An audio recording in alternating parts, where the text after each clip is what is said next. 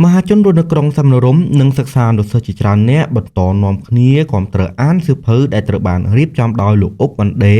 ស្ថាបនិកសាលាដូងនិងជាអ្នករៀបចំយុទ្ធនាការទេសចរអំណានគ្រប់ខេត្តក្រុងជាមួយសៀវភៅគ្រប់ប្រភេទជិត2000ក្បាលដើម្បីបង្កើនទម្លាប់ការអានសៀវភៅជំនួសការលេងស្មាតហ្វូនដល់ក្មួយៗនិងមហាជនទូទៅដែលឆ្លៀតពីពេលទំនេរការសិក្សាឬការងារបានក្រេបយកចំណេះដឹងថ្មីៗពីសៀវភៅនិងរីករាយជាមួយនឹងបរិយាកាសស្ងប់ស្ងាត់ស្រស់ស្អាតនៅលើភ្នំដកក្រមុំដែលជាបូជនីយដ្ឋានដ៏ទាក់ទាញនៅខេត្តមណ្ឌលគិរីលោកអុកវ៉ាន់ដេបានដឹងថាមណ្ឌលគិរីគឺជាខេត្តទី13ក្នុងយុទ្ធនាការទេសចរអំណានរបស់លោកហើយខេត្តនេះគឺមានឧបសគ្គជាច្រើនរួមមានផ្លូវធ្វើដំណើរឆ្ងាយសម្បូរភ្នំត្រូវជួលរថយន្តសណ្ដោងដឹករថយន្តបណ្ណាល័យមានភ្លៀងធ្លាក់រៀងរាល់ថ្ងៃសម្រាប់ខេត្តមណ្ឌលគិរីលោកនឹងដាក់សៀវភៅរយៈពេល12ថ្ងៃជាមួយសៀវភៅគ្រប់ប្រភេទចំនួន1700ក្បាលដោយចាប់ផ្ដើមតាំងសៀវភៅពីថ្ងៃទី26ខែឧសភារហូតចប់ត្រឹមថ្ងៃទី7ខែមិថុនាឆ្នាំ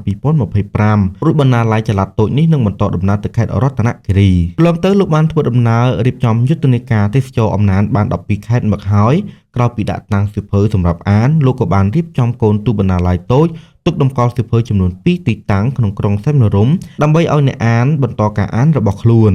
បើតាមការបញ្ជាក់របស់លោកអុកវ៉ាន់ដេដោយសារភ្លៀងច្រើនជាញឹកញាប់ធ្វើឲ្យសៀវភៅចំនួន58ក្បាលត្រូវបានខូចខាតមិនត្រឹមតែប៉ុណ្ណោះសូម្បីរថយន្តរបស់គាត់ក៏ត្រូវបែកកញ្ចក់ក្រោយផងដែរតែលោកមិនរៀថយឡើយនឹងបន្តតាមផែនការដែលបានកំណត់និងគ្រោងទុកលោកលីសមិប្រធានមន្ត្រីអប់រំយុវជននិងកីឡាខេត្តមណ្ឌលគិរីបានគាំទ្រពេញទំហឹងលើសកម្មភាពរបស់បណ្ណាល័យចល័តនិងសូមផ្ដល់កម្លាំងចិត្តដល់ម្ចាស់បណ្ណាល័យដែលបានចូលរួមផ្សព្វផ្សាយនៅសៀវភៅអានក្នុងទីរួមខេត្តមណ្ឌលគិរីនេះលោកប្រធានមន្ត្រីបានបន្តថាបណ្ណាល័យគឺជាថ្នាលសម្រាប់បណ្ដុះផ្សាំនៅបញ្ញាញាណរបស់មនុស្សមានបណ្ណាល័យគឺមានចំណេះដឹងសម្រាប់មហាជនជាពិសេសគឺសិក្សានុសិស្ស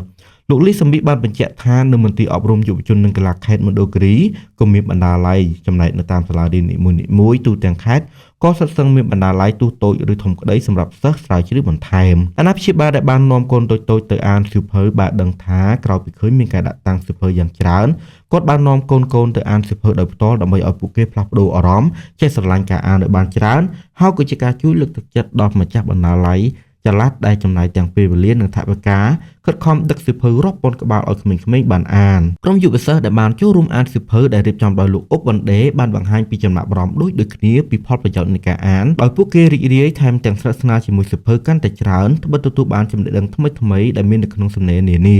មិនត្រឹមប៉ុណ្ណោះបងប្អូនដែលខ្លះជានិស្សិតបន្តការសិក្សានៅសាលាបណ្តុះបណ្តាលវិជ្ជាជីវៈ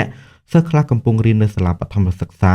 និងមួយចំនួនរៀននៅវិទ្យាល័យក្នុងខេត្តមណ្ឌលគិរីបានបដិញ្ញាបន្តការអាននិងមើលសៀវភៅនៅបណ្ណាល័យរបស់សាលារៀននិងតាមបណ្ណាល័យនានា